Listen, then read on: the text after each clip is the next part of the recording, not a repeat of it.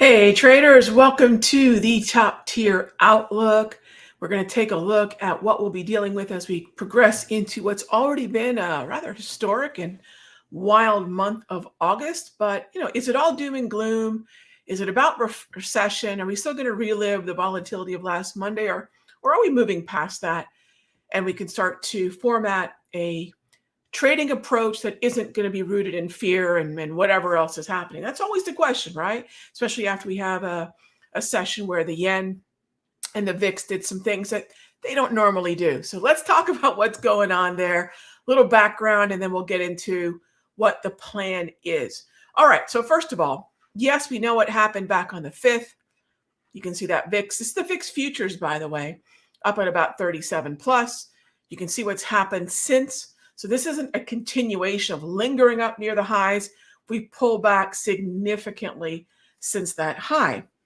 And then, of course, we have part of the culprit, which is the yen strength that triggered as the Bank of Japan increased rates from the negative to neutral, essentially back in March, and then from neutral to basically slightly positive, under 0.25% in July. And you can see what happened with the yen on that same day, on the 5th. And we're coming back a little bit. In the backdrop of all this, we dealt with a really disappointing non-farm payroll. And in the wake of that, there was a lot of outcry that the Fed had to cut 50 basis, cut 0.75 of a point, emergency meetings, all sorts of, frankly, nonsense, because the market's not allowed to ever pull back. I mean, think about that for a moment. We talk about 3-year-olds throwing tantrums and putting them in a timeout. I think there's a lot of analysts and folks on TV that need to be put in a corner as well, likely with a dunce cap, because all of a sudden everyone's throwing a tantrum because the rate at which we got a correction. Now, the correction itself, perfectly normal. When it happens kind of all at once, the speed of it causes panic. And yet everyone was panicking in response to the panic, which is kind of human. I get it. But, we need to, as traders and investors, we need to find ourselves on a bridge above that panic, because otherwise we're behaving like every other panic-driven investor, every other panic-driven retail trader. And if you're watching this show, you're not every other trader or investor, right? You're looking for a little bit of a bird's eye view to figure out, okay, I don't want to get thrown in the mosh pit with all that. First tip, turn off television, right? Okay, so then the next part of it is, yes, for a brief period of time, the Fed fund futures did agree. We need 50 basis points. And then as things simmered down, as cooler heads prevailed and people really stepped back and said, do we need anything other than the Federal Reserve just to start cutting rates finally? Well, it looks like we're going to be right back at a coin toss between a 0.25 point cut and a 0.5 point cut, and the 0.25 point cut is ahead by just a little, just by a smidge. So at this point, we really don't know. So what about an August emergency meeting? Not going to happen. What's going to happen is in this case, 11 days, the Federal Reserve is going to be in Jackson Hole, Wyoming for that symposium. And if they want to communicate anything to the market, then that's going to be basically the stand-in for an official Fed meeting, of which we don't have this month in terms of that public meeting and press conference and monetary policy, but that's going to be the stand-in, right? The stunt double. And so we'll hear from the Federal Reserve on August 22. But in the meantime, things are simmering down, all right? So then we move on to what we would anticipate for the remainder of the year. And it does look like step by step, at least, and it's the same thing we talked about a week ago. Either we're going to be 1 full percentage point lower come December, come the completion of the December 18 monetary policy decision. That will be either the final 0.25 point cut, bringing us to 1 full basis point or 1 full percentage point lower, or 100 basis points, or it's going to be the third 0.25 point cut, bringing us down 0.75 of a point from where we sit right now. Either way, we're going to be lower in rates. So that's only part of the picture. The next part of it is, but Rog, okay, that's all interesting, but which way is the market going to go? So remember, a couple things. And this is where, sometimes we need a mirror. And sometimes we need to look at ourselves in the mirror and take a good hard look at what it is we do as traders. Or if you're listening to this and you're more of an investor, the main question is, What's your time horizon? So what I find uniquely hilarious about this game you and I play is that there'll be folks talking about where we're going to be in 2 or 3 months, but they're playing zero dated options in the SPX. One has nothing to do with the other, right? So don't get caught up in this whole narrative of trading means knowing where we're going to be in 4 or 6 weeks when you're day trading options that expire at the end of the session. So do you see how we're getting a lot of bombardment about things that have nothing to do with the trading style that most short-term traders deploy. Most short-term traders, and again, I can't account for all, but I know for me and in our Sector Secrets Mastery, we have really three different windows, three different time horizons. We're either day trading, and frankly, I don't give a rip about macro because I'm going to be in a trade for 1 or 2 hours, maybe for the session. Then there's another window of about 1 to 3 days. And then the final window is about 2 to 10 days to basically expiration, which might have me out 21 days, right? That's a pretty short-term time horizon. Do I care where the markets are going to be in terms of S&P, NASDAQ, Dow, bonds, gold, etc. 3 months from now? It has no bearing. So remember, when you're letting information to your mind, ask yourself, does this have anything to do with the style of trading that I'm doing? Right? So if you're trading 0 days to option, SPX, SPY, QQQ, who gives a rip, right? So remember, that's just going to start to skew our overall, keep the blinders on, right? Keep the blinders on when it comes to, your short term or your day trading. All right, so that's the first kind of mirror we need to hold up to ourselves. Now, what about longer term? I mean, of course, we all do care if the overall equity markets are going to move higher or not, because most of us have investments, Roths, IRAs, 401ks, what have you. So yeah, of course we all care. But then that brings us back to, do I look, the problem is this thing. Everyone's got their investments, longer term, real time being monitored on their phone. This, longer term investments were never meant to be looked at the end of every single day. Heck, maybe once a month, maybe once a quarter with some wish list prices, which hit on Monday, which hit on Tuesday. Take advantage. But please, if you're an investor, keep that time horizon in mind. If you're a trader, keep that time horizon in mind. But what happens in modern day markets, if they morphed into this ridiculous monster of sort of invest like a trader, but then worry about investment implications when you're trading. And that's where things have really gotten very screwy. We mess with our money too much, right? We're doing too much thinking that we have the information to make an informed decision. All right, so the bottom line is, okay, Rag, what would we know to see if things are really going to take another tumble? So I'm going to take you back to what we talked about the very day of the unwind. And I said, look, this was a big, dumb money play. So look, television is going to continue to say, oh, the unwind is coming, because of course they will. It's just like the Weather Channel milking every hurricane that comes through. Debbie was awful, absolutely. But they know when awful things are happening, you will stay tuned, right? And I hope everyone out there with Debbie, I live in Florida, there's a lot of rain on the West Coast, and there are awful things happening, right? The market lost a lot of money on that unwind last Monday, and Debbie unleashed a lot of rain. But remember, media is going to want you riveted to that far longer than maybe it's useful. So again, always keep that in mind. Is there going to be another unwind? Look, not every single, insurance companies have currency hedges and the carry trade on, which is to say they have dollar yen or euro yen or Aussie yen positions, as well as taking advantage of that carry. But not everybody has a position that needs to be unwound just because the Japanese central bank decided to go to positive rates. That's not the case at all. There are plenty of carry trades out there with 3 and 4% returns still available, because it wasn't a small chasm, right, between what the central bank rate of Japan was and what, say, US, Canada, New Zealand, UK had. So not all the carry trade has to be unwound. That's a ludicrous notion. The dumb big money had to unwind. But if the yen continues to strengthen, this is the 6J on the chart, we have to keep in mind, again, there might be another wave of it. And it's going to happen in increments. And it's not going to be as big a shock as the first time, right? That's the way these things go. The first time something happens, we're really surprised. The second time, not as surprising, right? It's kind of like going through Halloween Horror Nights. Who's done that at Universal? The first one that jumps out of nowhere gets your attention. After that, you're kind of understanding the way it is. You're going to have to go through that maze of Halloween Horror Nights. So keep that in mind as well. The first shock is always the biggest shock. So those are all things that we want to keep in mind. So here's the bottom line. Okay, Rog, what do we need to be aware of? We need to be aware of acceleration down through the anchored VWAP for the year. Same thing we talked about a week or so ago. You can see it happen in April, which was sort of a shock back then, right? This was a big sell-off. This is when certain Fed members said we might have to hike.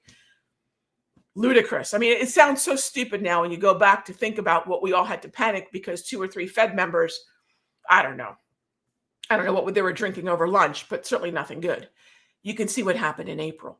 Now, this is obviously a far more significant pullback, but neither one of them were able to gain traction and keep the S&P below the anchored VWAP, right? Okay, what about the Dow? Dow responded pretty similarly, but Dow hasn't been an outperformer the way the S&P has all year, right? So the Dow's only recently come Q3 started to accelerate. Same thing goes with the Russell. The NASDAQ's a little bit tricky, which goes back to something I said earlier. There's no such thing as the market, right? There's no such thing as the market. There are currencies, there are metals, there are energies, there are treasuries, and there are indices, right? We need to be specific to each one. And if we kind of take it another step through that, there are individual sectors and there are individual stocks. And there's certain sectors that are doing just fine.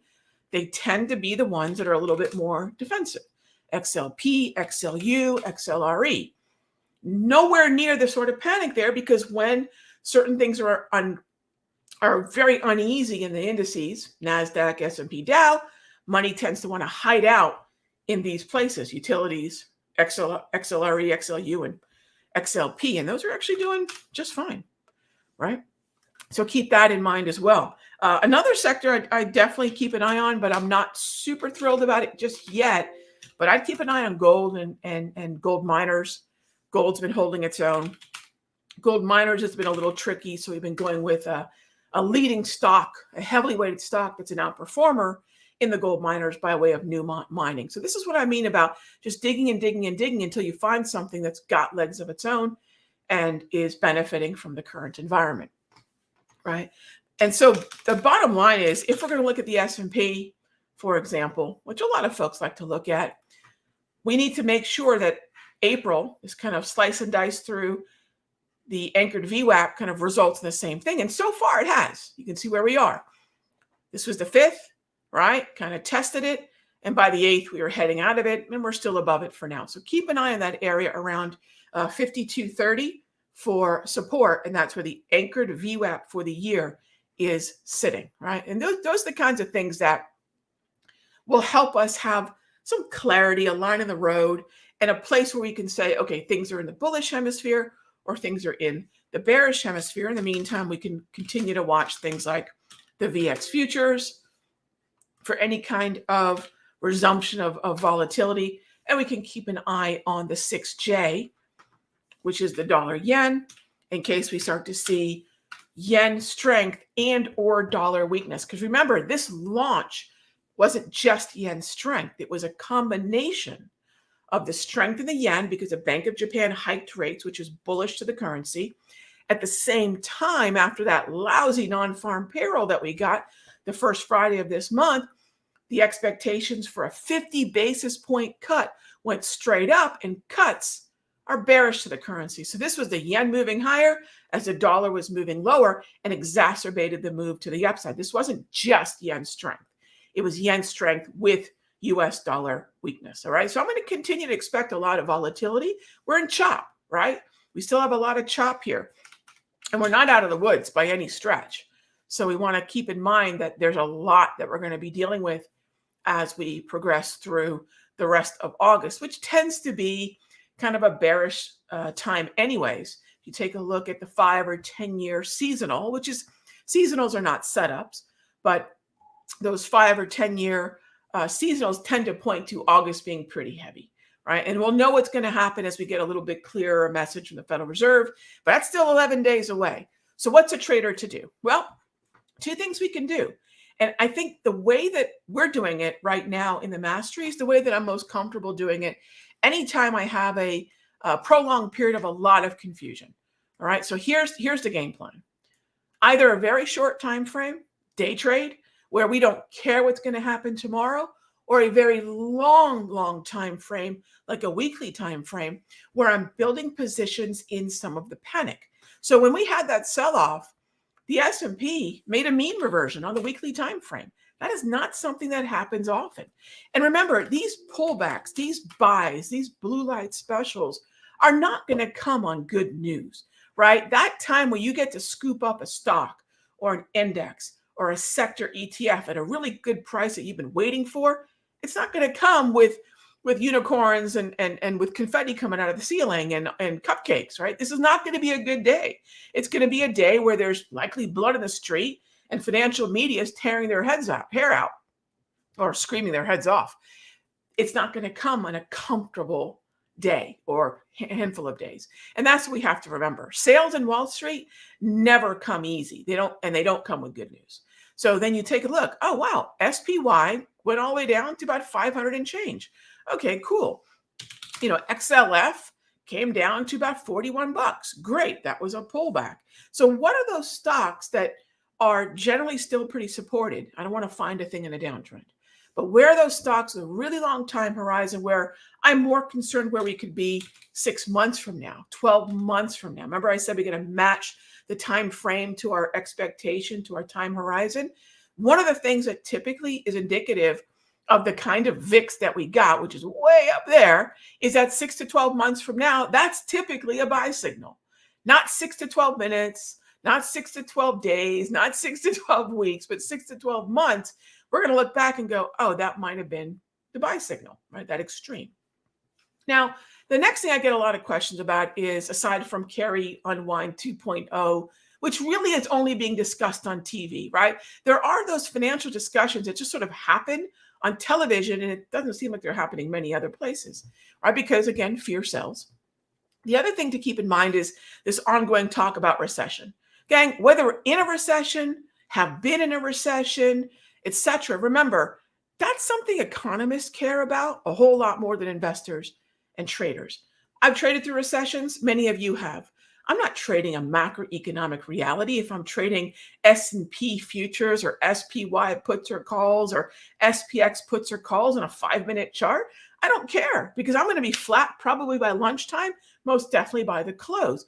Recession has no bearing on that type of trade. So keep that in mind. We don't care if that's what our time horizon is.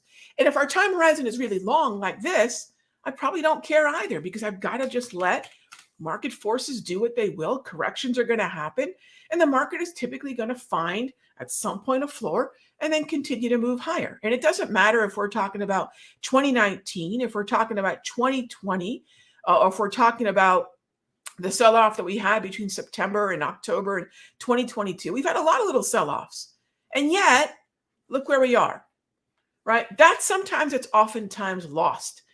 Just wait for those pullbacks, and sometimes panic is a heck of a blue light special. It's kind of like Prime Day. It just doesn't happen every year.